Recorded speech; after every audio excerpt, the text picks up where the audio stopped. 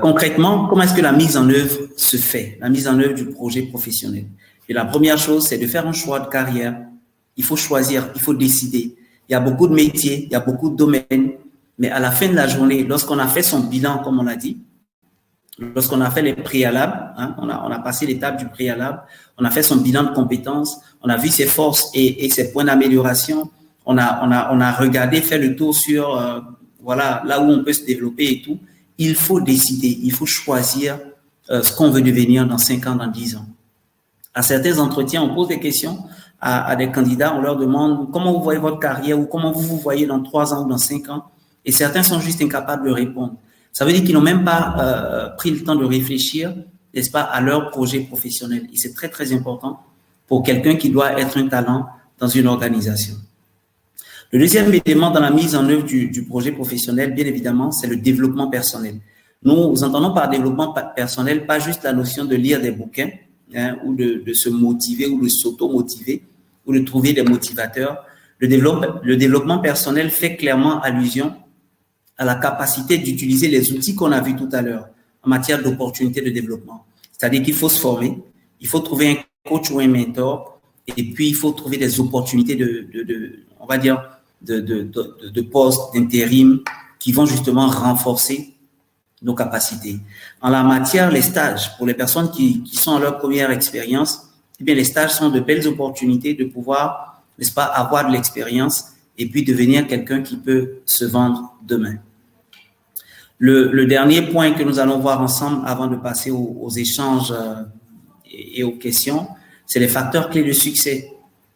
On l'a vu, on l'a dit tout à l'heure, il faut prendre la décision et choisir un domaine, choisir un métier, choisir un poste. C'est ce que nous appelons la vision. Si nous voulons réussir, il faut avoir une claire vision de ce que nous voulons devenir, de ce que nous voulons accomplir, de ce que nous voulons faire. Celle que nous avons, eh bien, va nous garder d'être distraits de, voilà, passer d'un poste à un autre sans conviction. Quand on choisit un poste, on sait pourquoi on l'a choisi et on l'a choisi, on passe du temps là-dedans parce que ça fait partie de notre vision. Ça fait partie d'une étape, évidemment, qu'on est censé parcourir avant d'arriver à l'accomplissement parfait de notre projet professionnel. Le deuxième élément, c'est le courage. Lorsque vous voyez des personnes qui ont beaucoup de succès ou bien des personnes que vous estimez, eh bien, ces personnes sont arrivées là avec une histoire, avec un parcours. La plupart des personnes qui ont un véhicule de fonction aujourd'hui n'ont pas eu leur premier poste avec un véhicule de fonction. La plupart des personnes qui ont un poste de directeur aujourd'hui n'ont pas eu leur premier poste en étant directeur.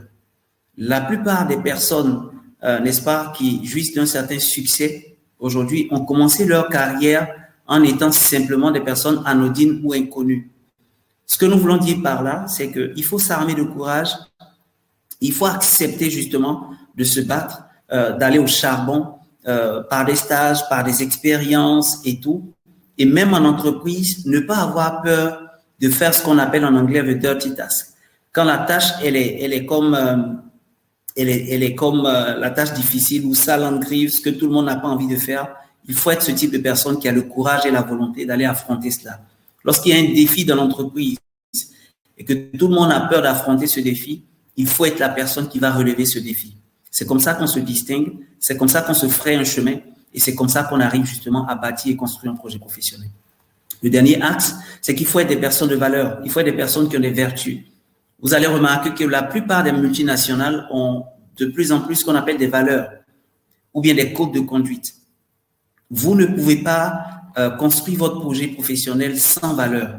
Vous ne pouvez pas construire votre projet professionnel, n'est-ce pas, sans vertu, sans avoir des guidelines, sans avoir, en fait, des valeurs qui vous guident et qui permettent justement de faire un choix. De sorte que vous pouvez avoir une magnifique opportunité professionnelle, mais lorsque vous n'y retrouvez pas les valeurs qui vous guident et qui guident vos choix, vous décidez de ne pas prendre cette opportunité.